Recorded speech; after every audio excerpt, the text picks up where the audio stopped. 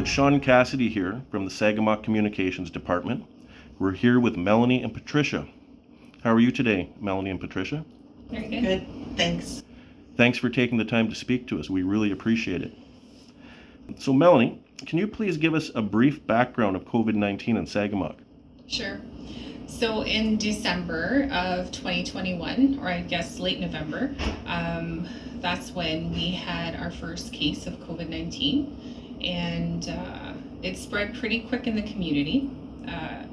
It caused us here in CWD to move quickly and try to ensure that we had appropriate resources and services in place in order to provide the supports that the community members needed.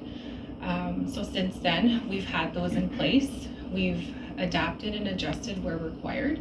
So in terms of COVID testing, there's been some confusion in the community around the different options that are available. Would you mind shedding a little bit of light on that for us, please? Sure. I know it's really confusing, so I'll try to keep it as simple as possible. So I'm going to categorize it into two different pots. So the first pot of rapid testing, the first pot of tests is the rapid testing. These test kits are the ones that people can do at home. They're quite convenient. They provide people the ability to do it on their own time, at their own leisure, basically. However, they are less accurate than the second pot of testing. So the other testing is the PCR testing. It is more reliable. However, it needs to be done by a healthcare provider, and it does have to get sent to the lab for processing. That being said, it takes a significant amount of time to get processed, and sometimes it does impact spread in the community if people are not following isolation requirements around symptom management and stuff. So those are the two different types. Now, speaking of isolation, the isolation guidelines have also been rapidly evolving, and we were wondering if you could explain what the current isolation guidelines are. Yes. So I had to look at my paper here because this gets quite quite complicated. So I'll try to keep it as simple as I can. So you should isolate for the following reasons. So number one, if you have symptoms. So if you have symptoms, you isolate for 5 days if you're 12 years or older and fully vaccinated, or if you are a child under 12 years old. You isolate, so if you have symptoms, you isolate for 10 days if you are not fully vaccinated or are immunocompromised or hospitalized for COVID-19. So the second reason you would isolate would be if you were exposed to COVID-19. So if you are fully vaccinated, you should get tested. However, you only have to self-monitor for 10 days. If you were exposed to COVID-19 and not fully vaccinated or are immunocompromised or hospitalized, or if the person with COVID-19 lives with you at the time of isolation, you self-isolate for 10 days. So those are the guidelines, and I know they're confusing. If there's clarity needed, please reach out to us here at CWD and we can provide the clarification needed. Thank you. Certainly there is a lot to know there, but you explained it very well. In terms of the management of COVID-19, there's been some changes and some updates. Can you please share some of the important updates with the community? I think that the three tips, or the most important tips, would be number one, if you have symptoms of a cold, just assume that it is COVID-19 and isolate as soon as possible. Treat this as if you have COVID. Follow the guidance that I just spoke of. Number two, get vaccinated when you can and where you can. We're doing our best to ensure we have vaccination clinics here regularly for the community members, so please connect with our clinic to see when you can get that. And then number three, continue to wear your masks, stay 6 feet apart, wash your hands, all those important safety precautions. They are still in effect. Even though the COVID case numbers are low in the community, we still need to be vigilant and ensure that we're following those measures. Thanks very much, Melanie. Now, Patricia, if we swing over to you, from a traditional medicine perspective, what has your approach been with COVID-19? So I have a remedy that I've been offering to this community and to all of the other communities across the North Shore. I did a number of times provide some information on those COVID bundles, how to make it, and how to take that medicine. That medicine is also available at the health office front desk, so if you don't get a hold of me, it's easily accessible here at the health office. The other part of that too is that I got COVID, and so with my experience with COVID, I really learned a lot from it. And I'm always really careful actually about the words that I say, because sometimes when I start to talk about spirit, you know, some people might think that it seems a little far-fetched, but you know, at the risk of sounding like a crazy lady, I'm going to. When COVID entered my body, I started to talk to that spirit of COVID. And yes, COVID does have a spirit. And if you can believe that you have a spirit, if you can believe that all of creation has spirit, the two-legged, the four-legged, the swimmers, the fin nation, the wing nation, the plant nation, right down to every blade of grass. Why wouldn't a virus, which is a living thing, have a spirit? And it does. And when I started talking to that spirit of COVID, I learned that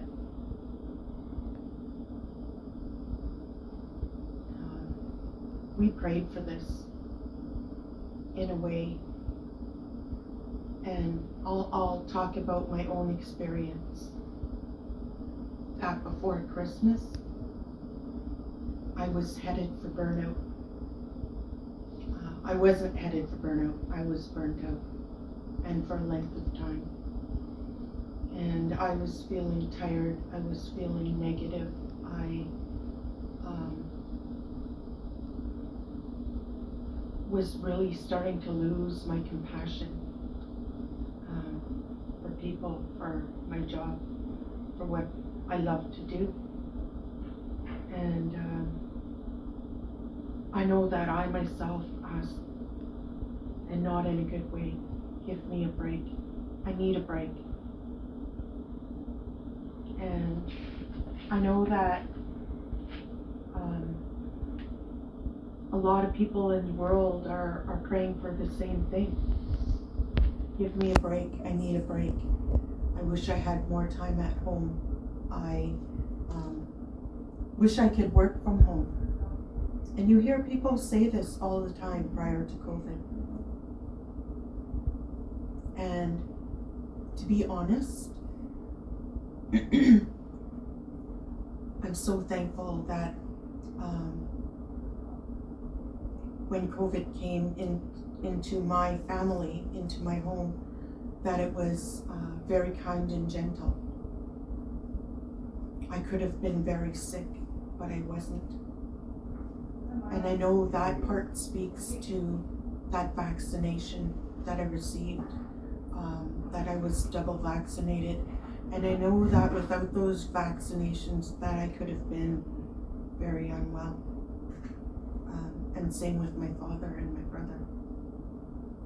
But our symptoms were not. They were very mild.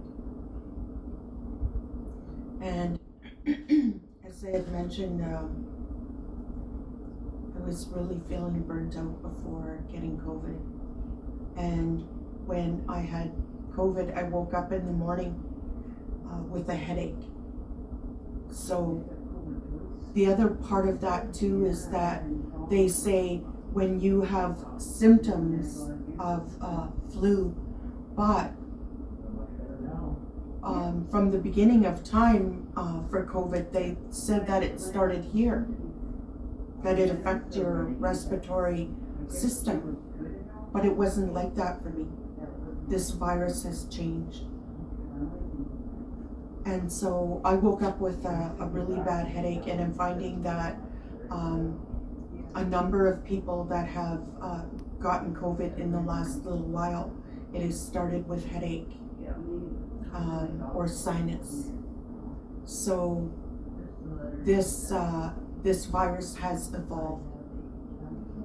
So to be mindful of that. But when I had COVID, I took part in a number of different workshops on Facebook, on Zoom. I never have time to do that. I FaceTimed with all 3 of my sons every day. And I am so swept up in my everyday life that I haven't had time for myself, for my own health and well-being, to be able to do all of these little things that were, should be a normal part of my own self-care, my own self-worth. And so these are some of the basic fundamentals that COVID has taught me. That, this isolation time, it might not be in the best note, but it's a time that you get to be close to your family. I did a lot of crafting, a lot of things that I got to do for myself.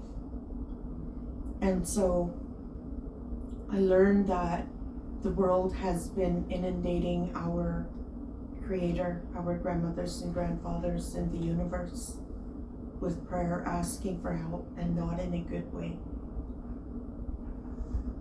And, many people say this, OMG, just give me a break. And what people don't realize is that is a prayer. When you say those words, you're calling your Creator. When you call your Creator, you expect a response. When you are saying those words, you are not praying in a good way.